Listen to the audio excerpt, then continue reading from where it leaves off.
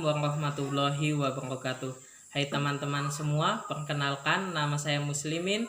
Saya perwakilan dari kelompok 1 mata kuliah Micro Teaching. Saya di sini akan menjelaskan tentang lesson study. Sebelum saya menjelaskan tentang apa itu lesson study, saya akan memperkenalkan dulu teman-teman saya satu kelompok.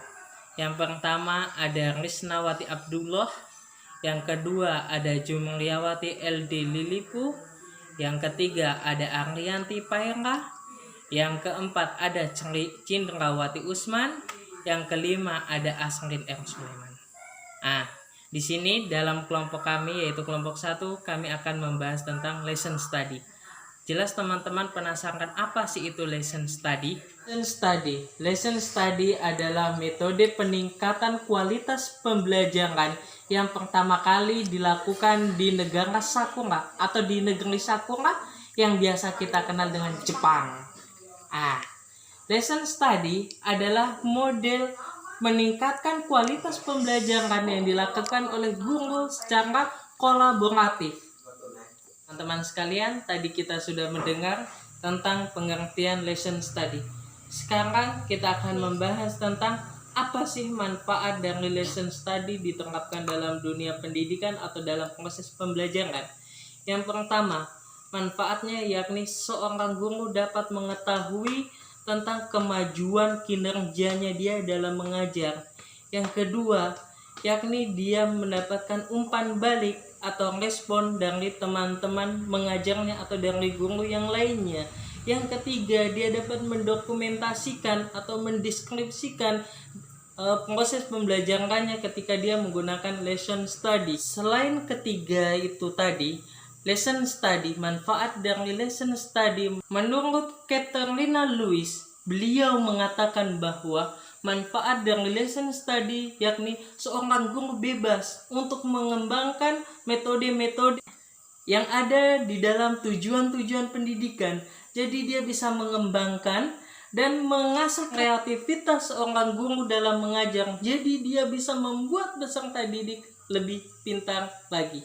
Tujuan dari lesson study yang pertama yakni meningkatkan pengetahuan tentang materi pembelajaran. Yang kedua yakni ada motivasi untuk berkembang. Yang ketiga yakni kreativitas dalam mengajar. Yang keempat, seorang guru harus mampu mengobservasi pada saat proses pembelajaran. Yang kelima yakni mampu menggabungkan antara pembelajaran sehari-hari dan pembelajaran tahunan. Dalam melaksanakan lesson study ada beberapa tahap, yakni ada 6 tahap. Yang pertama yakni for a time. For a time adalah membagi 3-6 orang guru atau orang-orang yang berkompeten dalam lesson study tersebut, yakni develop study learning class, yakni seorang tim harus mendiskusikan apa yang akan dibelajarkan kepada siswa dari hasil lesson study, yakni plan the lesson result, yang artinya seorang guru harus merancang proses pembelajaran agar mencapai tujuan pendidikan. Dan seorang guru harus mampu mengawasi bagaimana siswa merespon dalam proses pembelajaran. Keempat, yakni Get-hand student learning, yakni seorang guru atau tim mengajar dan yang lainnya melakukan pengamatan sebagai bukti dalam proses pembelajaran, yakni analysis evidence of learning. Seorang tim harus mendiskusikan dan menilai dari hasil proses pembelajaran tersebut.